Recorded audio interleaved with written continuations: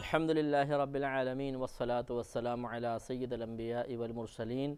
اما بعد فاعوذ باللہ من الشیطان الرجیم بسم اللہ الرحمن الرحیم۔ سورۃ الاحقاف چل رہی ہے اور اس کی تقریباً 19 آیات کی تفسیر مکمل ہو چکی تھی، اور اس میں اللہ تبارک و تعالی نے 19ویں آیت میں ارشاد فرمایا تھا کہ ہر ایک کے لیے کچھ درجات ہیں اس کے بدلے میں جو اس نے نیک عمل کیے۔ تو آپ کو بتایا تھا کہ کافر کے درجات جہنم میں ہوتے ہیں اور مومن کے درجات جنت میں ہوتے ہیں، اور دونوں کو ان کے اعمال کا بدلہ دیا جائے گا۔ اسی طرح آگے اللہ نے ارشاد فرمایا اور ضرور انہیں پورا ان کے اعمال دیے جائیں گے، یعنی اعمال کا بدلہ دیا جائے گا اور وہ ظلم نہیں کیے جائیں گے، یعنی برود قیامت اللہ تبارک و تعالیٰ کی طرف سے عدل و انصاف کا ظہور ہوگا، جو کسی کے لیے تو قہر بن کے نازل ہوگا اور کسی کے لیے بشارت اور خوشخبری ہوگا۔ اللہ تعالیٰ اپنے فضل و کرم سے کسی کو جنت میں داخل کرے گا، کسی کو اپنا عدل و انصاف سے انصاف دلوا کر جنت میں داخل کرے گا، اور کسی کو اللہ تبارک و تعالیٰ کا عدل و انصاف جہنم تک پہنچا دے گا۔ وہ ظالم ہوں گے، کافر ہوں گے، منافق ہوں گے، بہت سے جو حقوق العباد کو تلف کرنے والے اس وجہ سے بھی جہنم میں جائیں گے کہ اللہ تعالیٰ وہاں عدل و انصاف فرمائے گا۔ تو لہٰذا کسی پر کوئی ظلم نہیں ہوگا، بلکہ ہر شخص اپنے نام اعمال کا بدلہ پا رہا ہوگا۔ وَيَوْمَ يُعْرَضُ الَّذِينَ كَفَرُوا عَلَى النَّارِ، اور جس دن کافر آگ پر پیش کیے جائیں گے، اذهبتم، یعنی ان سے فرمایا جائے گا کہ اذهبتم طیباتکم فی حیاتکم الدنیا واستمتعتم بها، ان سے کہا جائے گا کہ تم اپنے حصے کی پاک چیزیں اپنی دنیا کی زندگی میں ہی فنا کر چکے، واستمتعتم بها، اور تم ان سے فائدہ حاصل کر چکے۔ یعنی کفار سے کہا جائے گا کہ جو کچھ تمہیں اللہ تعالیٰ نے دنیا میں نعمتیں عطا فرمائی تھیں، تم نے دنیا میں اس سے فائدہ اٹھا لیا، تم نے برکت حاصل کر لی، ان سے فائدے حاصل کر لیے، لہٰذا اب آخرت میں ان نعمتوں کے سلسلے میں یا ان نعمتوں میں سے تمہیں کوئی حصہ نہیں دیا جائے گا۔ فَالْيَوْمَ تُجْزَوْنَ عَذَابَ الْهُونِ بِمَا كُنْتُمْ تَسْتَكْبِرُونَ فِي الْأَرْضِ بِغَيْرِ الْحَقِّ وَبِمَا كُنْتُمْ تَفْسُقُونَ۔ فَالْيَوْمَ، تو آج کے دن، تُجْزَوْنَ، بدلہ دیا جائے گا تمہیں، عذاب الہونی، ذلت کے عذاب کا، بما کنتم تستکبرون فی الارض، اس کے بدلے میں جو تم زمین میں تکبر کیا کرتے تھے، بغیر الحق، ناحق، وبما کنتم تفسقون، اور اس سبب سے کہ تم حکم عدولی کرتے تھے، اللہ کا حکم ٹالا کرتے تھے۔ تو معلوم یہ ہوا کہ کفار کو جو دنیا میں نعمتیں دی گئی ہیں ان کا تعلق صرف دنیا کے ساتھ ہے، اس سے یہ وقتی طور پہ نفع حاصل کریں گے، آخرت میں ان نعمتوں کی کوئی برکت، کوئی فائدہ انہیں حاصل نہیں ہوگا۔ دوسرا یہ کہ انہیں ذلت کا عذاب دو وجوہات کی بنا پر دیا جائے گا، یہاں دو وجوہات یہاں تذکرہ کی گئی ہیں۔ نمبر ایک، یہ زمین میں ناحق تکبر کیا کرتے تھے۔ تکبر کئی قسم کا ہوتا ہے۔ تکبر کا معنی تو یہ ہوتا ہے کہ اپنے آپ کو افضل اور اعلیٰ اور سامنے والی اپنے مقابل سامنے کسی چیز کو حقیر اور کمتر تصور کرنا، یہ تکبر ہے، اور یہ مختلف سامنے والے کے تبدیل ہونے کے اعتبار سے مختلف ہو جاتا ہے۔ بعض اوقات یہ تکبر اللہ کے مقابلے میں ہو رہا ہوتا ہے، رسولوں کے مقابلے میں، آسمانی کتابوں کے مقابلے میں، احکام الہیہ کے مقابلے میں، نیک لوگوں کے مقابلے میں، عام لوگوں کے مقابلے میں، جانوروں کے مقابلے میں، اور اسی طرح بے جان چیزوں کے مقابلے میں۔ بہت سے ایسی چیزیں ہوتی ہیں جن کے مقابلے میں انسان تکبر کرتا ہے، جیسے فرعون نے اللہ کے مقابلے میں تکبر کیا کہ اس نے معاذ اللہ ثم معاذ اللہ اپنے آپ کو اللہ سے افضل و اعلیٰ تصور کیا، اللہ تعالیٰ کو حقیر و کمتر جانا، یہ کفر ہوتا ہے۔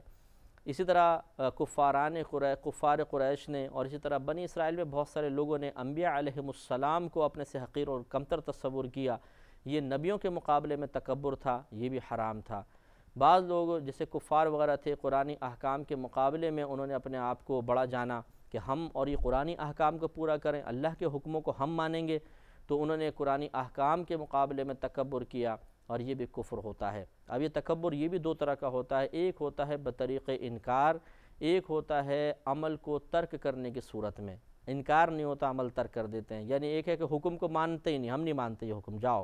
یہ کفار کا طریقہ تھا، یہ کفر ہے۔ اور ایک ہے کہ حکم مانتے ہیں لیکن اس پہ عمل نہیں کریں گے کہ یار چھوڑو، کون عمل کرے، یہ بھی ایک حقیر جاننا ہوتا ہے، سستی ہوتی ہے، یہ مسلمانوں سے بھی صدور پذیر ہو سکتا ہے، یہ بعض صورتوں میں کفر بنتا ہے، ہمیشہ کفر نہیں ہوتا، لیکن بہرحال گناہ ضرور ہے۔ اور پھر عام لوگوں کے مقابلے میں تکبر کرنا کہ جیسے اپنے پڑوسیوں رشتہ داروں کے مقابلے میں اپنے کلاس فیلوز کے مقابلے میں تکبر کرنا یہ حرام ہوتا ہے، یہ ہمیشہ کفر نہیں ہوتا۔ تو اس طرح یعنی سامنے جس چیز کے مقابلے میں آپ تکبر کر رہے ہیں اس چیز کے اعتبار سے یا اس ذات کے اعتبار سے تکبر کی اقسام اور ان کے احکام بدلتے ہیں۔ تو ایک تو انہوں نے تکبر کیا تھا زمین میں، اور یہ ان کا تکبر یہی تھا کہ اللہ کے احکام کے مقابلے میں، قرآن کے مقابلے میں، نبیوں کے مقابلے میں تکبر۔ اور دوسرا یہ حکم عدولی کیا کرتے تھے، اللہ تعالیٰ کے احکام کو تسلیم نہیں کرتے تھے، اس لیے ان کے اوپر عذاب نازل ہوگا۔ وَاذْكُرْ أَخَا عَاد، اور یاد کرو عاد کے ہم قوم کو۔ عاد کے ہم قوم سے مراد حضرت ہود علیہ السلام ہیں۔ اِذْ أَنذَرَ قَوْمَهُ بِالْأَحْقَافِ، جب آپ نے ڈرایا اپنی قوم کو سرزمین احقاف میں۔ یہ احقاف ایک سرزمین ریگستانی زمین تھی، اس کا نام ہے، اور یہ اس زمین میں رہتے تھے۔ یہ وادی تھی، ایک وادیاں تھیں اس کے چاروں طرف، یعنی پہاڑ تھے، وادیوں کے اندر یہ رہا کرتے تھے، ریگستانی علاقہ تھا، احقاف کہلاتا تھا۔ وَقَدْ خَلَتِ النُّذُرُ مِن بَيْنِ يَدَيْهِ وَمِن خَلْفِهِ، اور اس سے پہلے ڈر سنانے والے گزر چکے تھے اور اس کے بعد بھی آئے۔ اللہ تعبدوا الا اللہ، کہ تم عبادت مت کرو مگر صرف اللہ کی، یعنی تم صرف اللہ کی ہی عبادت کرو۔ ان قوموں پہ بہت سے نبی آئے، انہوں نے آ کے ان کو ڈرایا، اور پھر حضرت ہود علیہ السلام بھی تشریف لائے اور آپ نے بھی ان کو ڈرایا۔ انی اخاف علیکم عذاب یوم عظیم، اور آپ نے ارشاد فرمایا حضرت ہود علیہ السلام نے کہ بے شک میں خوف کرتا ہوں تم پر بڑے دن کے عذاب کا، کہ تم پر اللہ کا بڑے دن کا عذاب آئے گا، یعنی کہ اجتماعی عذاب نازل ہونے کا مجھے تم پر خوف ہے۔ قالوا، تو انہوں نے کہا اجئتنا لتأفکنا عن آلہتنا، کیا تم اس لیے آئے ہو کہ ہمیں ہمارے معبودوں سے پھیر دو؟ فأتنا بما تعدنا ان كنت من الصادقین، تو تم ہم پر لے آؤ وہ چیز جس کا تم ہم سے وعدہ کر رہے ہو، ان كنت من الصادقین، اگر تم سچوں میں سے ہو، یعنی جس عذاب کے بارے میں تم کہہ رہے ہو لاؤ، وہ کہاں ہے عذاب اگر تم سچے ہو تو۔ یہ ایک آخری درجہ ہوتا ہے جس میں انسان انتہائی بے خوفی، ہٹ دھرمی کے ساتھ اور انتہائی حماقت کا مظاہرہ کرتے ہوئے حق پر موجود کسی شخص کو چیلنج دے بیٹھتا ہے اور کہتا ہے کہ ٹھیک ہے جو تم کہہ رہے ہو لے کر آؤ، دیکھتے ہیں کیا ہوگا۔ جسے مسلمان بھی بعض اوقات ہوتے ہیں کہ کچھ سمجھائے کہ دیکھو ایسا نہ کرو، خدا نخواستہ اللہ تعالیٰ جہنم میں ڈال دے گا، تو وہ معاذ اللہ ثم معاذ اللہ کہتے ہیں کہ اچھا جہنم میں ڈالے گا، دیکھ لیں گے جہنم کو بھی۔ یہ کفر ہے، یاد رکھیے۔ اس طرح اللہ تعالیٰ کے عذاب سے بے خوفی کا آزادانہ اظہار انسان کو دائرہ اسلام سے خارج کر سکتا ہے، بہت ہی احتیاط کرنی چاہیے۔ تو ان لوگوں نے بھی یہی کہا کہ ٹھیک ہے کہاں ہے وہ عذاب بتائیے، اگر ہے تم سچو تو لے آؤ عذاب۔ قال، تو حضرت ہود علیہ السلام نے ارشاد فرمایا انما العلم عند اللہ، کہ محض اس عذاب کا علم تو اللہ کے پاس ہے، اس کا حتمی وقت، ایکوریٹ ٹائم یہ اللہ کو ہی معلوم ہے جس وقت وہ عذاب نازل فرمائے۔ لیکن بہرحال میں تمہیں عذاب کی ایک وعید سنا رہا ہوں کہ اگر تم نے میرا حکم نہیں مانا، اللہ تعالیٰ کی اطاعت نہیں کی، تو تم عذاب میں گرفتار ہو جاؤ گے۔ وَأُبَلِّغُكُم مَّا أُرْسِلْتُ بِهِ، اور میں تو پہنچا رہا ہوں تم تک وہ چیز کہ جس کے ساتھ مجھے بھیجا گیا ہے، یعنی اللہ کا پیغام ہے تم تک، میرا کام ہے اللہ کا پیغام پہنچانا، میں اللہ کا پیغام آپ تک تم تک پہنچا رہا ہوں۔ وَلَكِنِّي أَرَاكُمْ قَوْمًا تَجْهَلُونَ، اور لیکن میں دیکھ رہا ہوں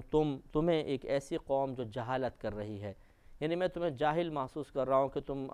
میری بات تسلیم نہیں کر رہے، میں تمہیں سمجھا رہا ہوں، اللہ تعالیٰ کا حکم بیان کر رہا ہوں، اور تم جواب میں عذاب کو ہی مانگ رہے ہو، تو یہ جہالت کی بات ہے۔ معلوم یہ ہوا کہ اس میں برا ماننے والی بات نہیں ہے کہ اسی طرح جب کوئی ہمیں ڈر سنانے والا ڈر سناتا ہے، علماء ہمیں سمجھاتے ہیں، تو جواب میں پھر ہٹ دھرمی کا مظاہرہ کرنا، ان کی حق بات کو تسلیم نہ کرنا، حق بات میں جان بوجھ کے کیڑے نکالنا، ایسا ماحول کریٹ کر دینا کہ سنجیدگی پیدا نہ ہونے پائے، ہنسی مذاق شور غوغا کر دینا، یہ سب جہالت کے کام ہیں، پچھلی قومیں کرتی رہیں، فرق یہ تھا کہ آج مسلمان بھی کر رہا ہے، پہلے صرف کفار کیا کرتے تھے، تو یہ بری بات ہے، ایسا نہیں کرنا چاہیے۔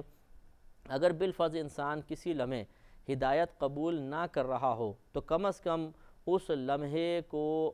اس طرح تو برباد نہ کرے کہ وہ سامنے والے کا مذاق اڑانے کی کوشش کرے، اللہ تبارک و تعالیٰ کی وہ جو پیغام یا اللہ کی بات ہم تک پہنچا رہا ہے اس میں معاذ اللہ ایسے نکات تلاش کرنے کی کوشش کرے کہ سارے لوگوں کے دل اگر کسی کا متاثر بھی ہوا ہو تو اس کے دل سے وہ تاثیر ختم ہو جائے اور وہ سب کے سب غفلت کی طرف مائل ہو جائیں، تو یہ چیز ہماری آخرت کو برباد کر دے گی۔ یہ ہمارے ایمان کو برباد کرنے کا سبب بن سکتی ہے۔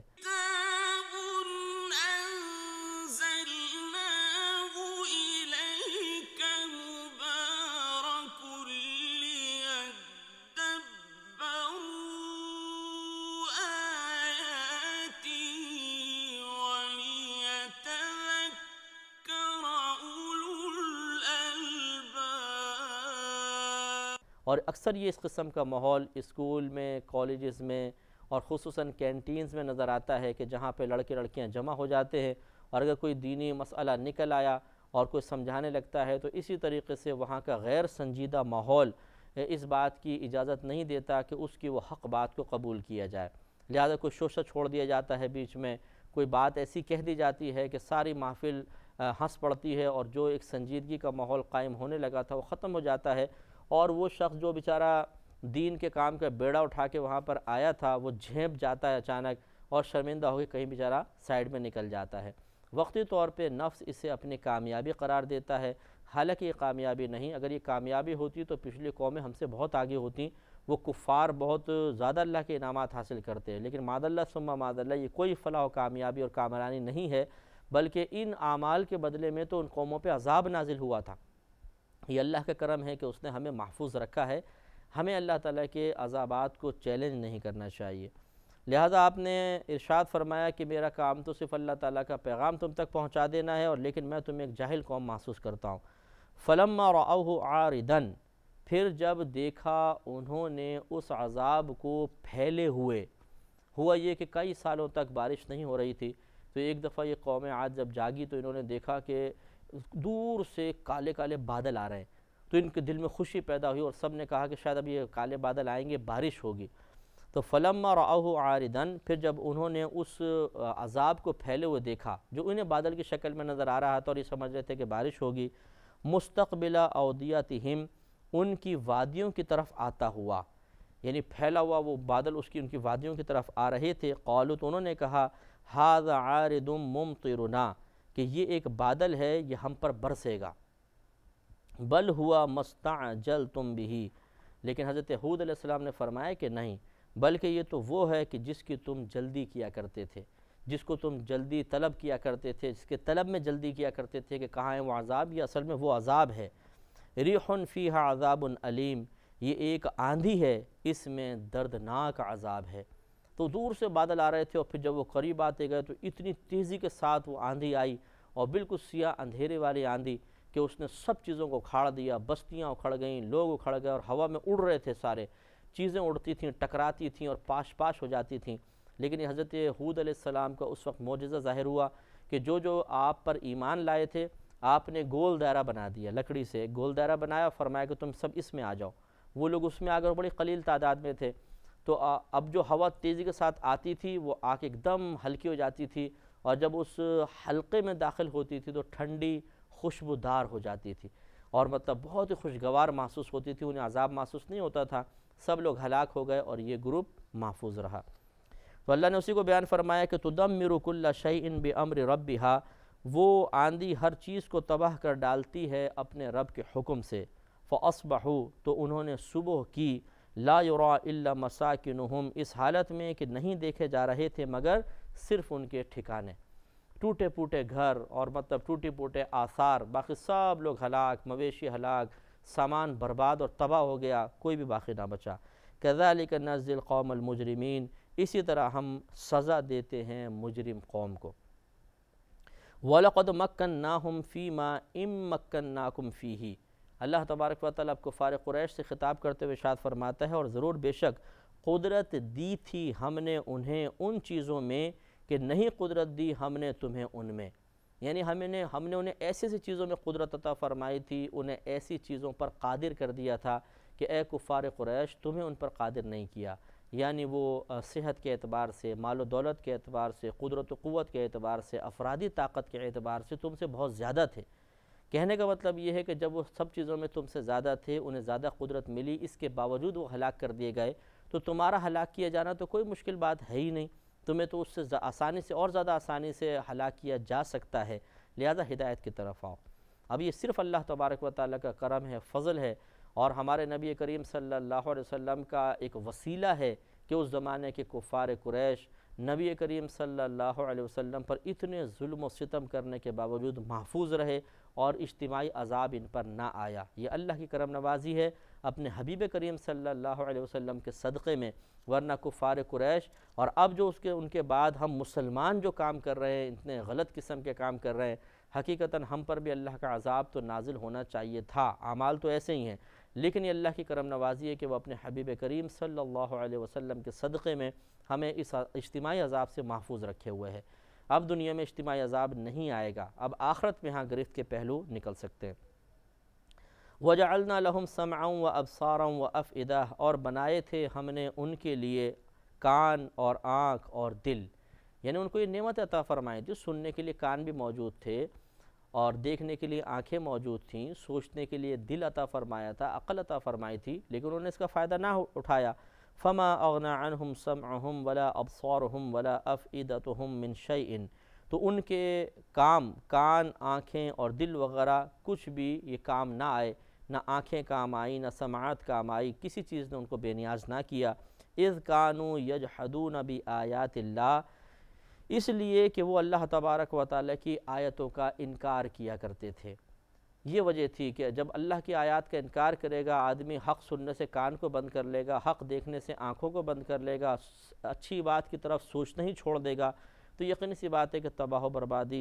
تباہی اور بربادی ان کا مقدر بنے گی۔ وَحَاقَ بِهِم مَّا كَانُوا بِهِ يَسْتَهْزِئُونَ، اور گھیر لیا ان کو اس چیز نے جس کے ساتھ وہ مذاق کیا کرتے تھے، یعنی جس عذاب کا مذاق اڑایا کرتے تھے۔ ہود علیہ السلام جب اس کے بارے میں کہتے تھے تو ان کو مذاق سوچتا تھا، اس عذاب نے ان کو گھیر لیا۔